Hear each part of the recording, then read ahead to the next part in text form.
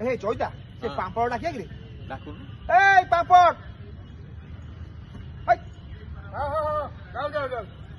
ଆଇଲ ଆଇଲ ପାମ୍ପଡ଼ ନବ ପାମ୍ପଡ଼ ଭାଇ କେତେ ଟଙ୍କା ତମର? ହେଇ ଦେଖ ପାମ୍ପଡ଼ ଆମର ପାମ୍ପଡ଼ରେ ଟିକେ ତେଲ ପାଇବନି ଆଉ ନାଇଁ କିନ୍ତୁ ପାମ୍ପଡ଼ ଆମର ହଉଛି 10 ଟଙ୍କା ଆଉ ଯେତିକ ଠାରୁ ପାମ୍ପଡ଼ ନବ 15 ଟଙ୍କା କାଉଣ୍ଟର ଏଠି ବହୁତ ବୁଲୁଛନ୍ତି ତମେ ଟିକେ ଆଗରୁ ମୁଁ ଦେଖିଛି ମୁଁ ସେଠୁ ନଜର କରୁଥିଲି ଟିକେ ଆଗରୁ ସେ ପାମ୍ପଡ଼ ବାଲାକୁ ଅଟକେଇଥିଲ ସେ ଚନ୍ଦାଟାକୁ 15 ଟଙ୍କା ନେବା ଦେଇ ପାମ୍ପଡ଼ ଖାଇଦବ ନାଇଁ ନାଇଁ ନାଇଁ ଭାଇ ସେ କଥା ନୁହେଁ ଯେ 15 ଟଙ୍କା ଜାଗାରେ 20 ଟଙ୍କା ନିଅ କି 25 ଟଙ୍କା ନା ସେଇଟା ମତଲବ ନୁହେଁ ମାନେ ଭାଇ ତା ବ୍ୟବହାର ଭାରି କଦର୍য ହେଇ ହେଇ ତା ବ୍ୟବହାର ତୁ ତା କରି କଥାବାର୍ତ୍ତା କରୁଥିବ ଭାଇ ତମେ ସେ କଥା କୁହନି ତମେ ଯଦି ପାମ୍ପଡ଼ ଅଛି ଦେଲ ପାମ୍ପଡ଼ ଖାଇବ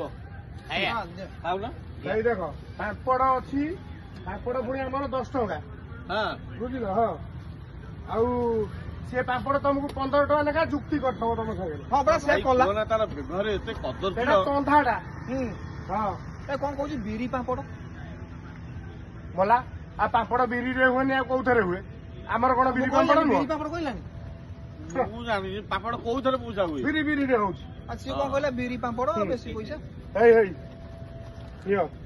ଆଉ ମସଲା ଏ ମସଲା ତମେ କୋଉଠି ପାଇବନି ଆଉ ନାଇଁ ହେଇ ଦେଖ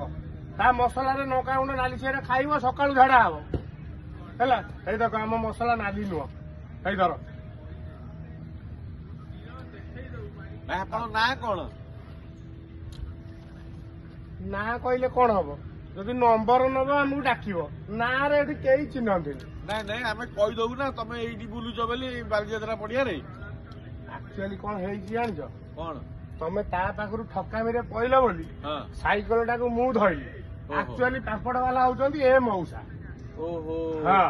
ସେଇଆ ଏଥର ଭାବୁଛି ତାଙ୍କୁ ମଉସା ହଁ ଆସିକି ଆମ ପାଖରେ ଏଥର ତାଙ୍କୁ ନାଁ ପଚାର ସିଏ ନାଁ କହିବେ କଣ ପ୍ରତାପ ମହାନ୍ତି ପ୍ରତାପ ମଉସା। ମହାନ୍ତି ହଁ ଭାଇ ପ୍ରତାପ ବିଶ୍ୱାସ ମଉସା କରିବନି ପାମ୍ପଡ଼ ଭାଇ କଟକ କେବେ ଆସୁଥିବ ଏଇ ପ୍ରତାପ ଭାଇ ଗୋଟେ ପାମ୍ପଡ଼ ଖାଇବ ଏ ଭାଇକି ଦେଖନ୍ତୁ